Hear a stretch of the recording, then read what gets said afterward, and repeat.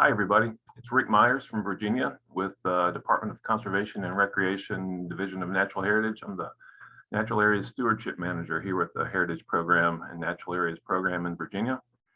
It's great to be with everybody again for the State Natural Areas Program Roundtable. And thanks to Mike Leahy again for his leadership in doing all this work to set this up. Glad to be here to talk about the Virginia program and give you some updates from this part of the world. So an overview real quick. Our program scope and structure consists of a state natural areas system that was codified by the Virginia Natural Area Preserves Act of 1989.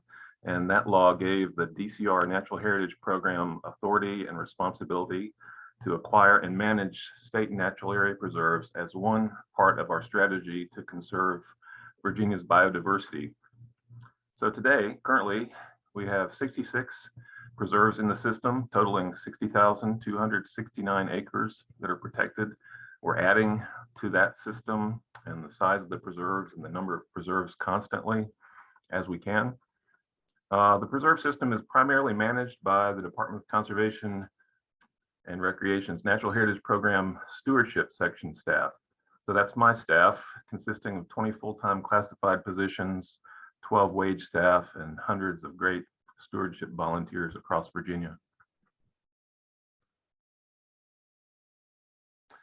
So here's 3 examples of some work we've been doing recently over the last year or two. The Cedars Natural Area Preserve is in far southwest Virginia in Lee County, and we've had the good fortune to have funding, really an unusual quantity of funding to do some cleanup work, which we wouldn't have been able to do otherwise and have not been able to do for a number of years since some acquisitions in this area took place.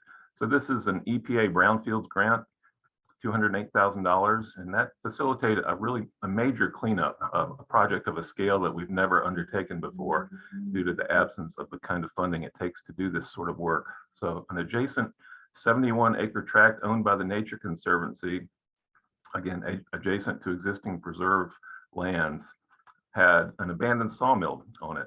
And in early 2022, our contractor removed the derelict sawmill infrastructure, including tons of old industrial equipment, and the remaining funds will be used to remove hazardous sawdust waste that's still there and it's sitting near biologically significant resources, including the Thompson Cedar Cave, which is habitat to the Lee County cave isopod, a federally and state endangered species.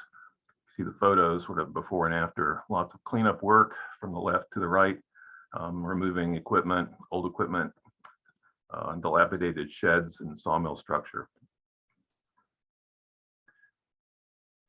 Another project we are working on and will be working on for years to come involves 5 different sites in the Shenandoah Valley, where we have funding from a $50 million DuPont Natural Resources Damage Assessment and Restoration Settlement. Now, we have not received all of this money. Our agency has received somewhere in the neighborhood of $7 million to acquire land and do restoration work on 5 state natural area preserves in the Shenandoah Valley near Waynesboro. So one example of this work is that we've added 90 acres to the Mount Joy Pond Natural Area Preserve. That is now 359 acres. And we're also spending these funds to restore oak, hickory, shortleaf pine open woodlands from closed fire suppressed forests that have grown up in the understories and mid-stories and gradually succeeding to white pine, yellow poplar, red maple forests, mesophytic types in the absence of fire. We're using treatments like forest remulching and commercial thinning, as well as application of herbicides and other treatments to conduct this work. We're also going to do prescribed fire preserve-wide and invasive species management across the preserve. And we're working with Virginia Tech researchers to monitor small world pogonia response to fire. Small world pogonia is a federally threatened and state endangered species. One more example of work on the preserve system. This one's in Southeast Virginia at Blackwater Ecological Preserve, owned by Old Dominion University. We've been restoring habitat here using prescribed fire for a long time. And just this past year, we were able to do a prescribed fire during the growing season. And I'll give you some of the rundown on how that turned out.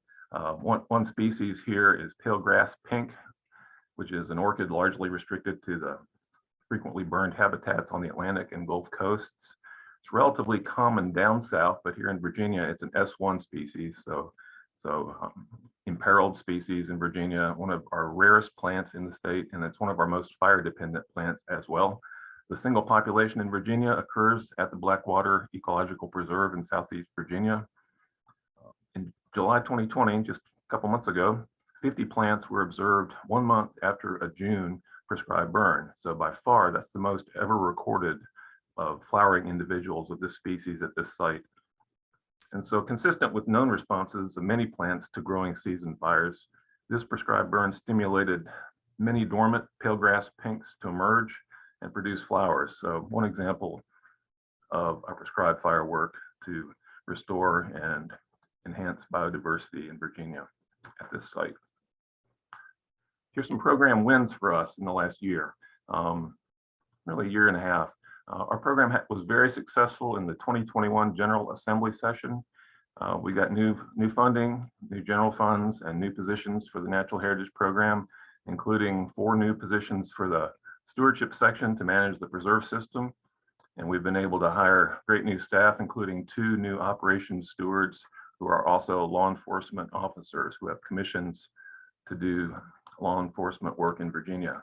These folks wear the uniform, but they also serve on prescribed burn crews and do boundary line maintenance and invasive species control and other aspects of natural areas management. Second, we've been successful in making numerous additions to existing state natural area preserves. We call these resiliency tracks, which is a strategy to make existing preserves larger, more efficient to manage, and with added protection against future development. And then very recently, here just since February or so, we've been meeting staff from our new governor's administration, giving them natural area preserve tours, taking them out on prescribed burns, showing them public access sites and other examples of the work we do to demonstrate that the Natural Heritage Program and the Natural Area Preserve System in Virginia is relevant to Virginia citizens, and that we are in the best in class category of this kind of work. Program challenges. Well, we've all got them, and in our case, we have some growing pains, maybe first and foremost to talk about.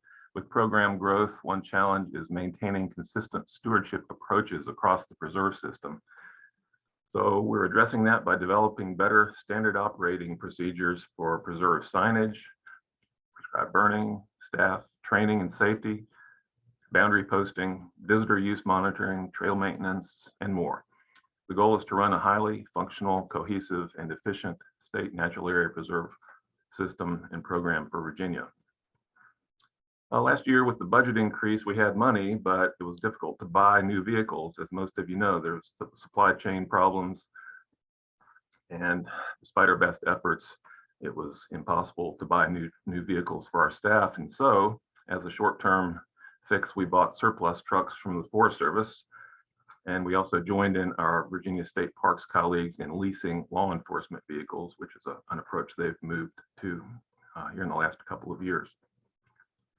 And also with expanded staff and more stuff, we're gradually replacing our old regional office concept with a new one that consists of leased regional work centers, buildings that are somewhere between 2,500 and 3,500 square feet that combine staff offices and equipment storage and shop space under a single roof. So thanks for giving me some time to talk about our program. It's been good. Looking forward to the rest of the conference. Here's my contact information.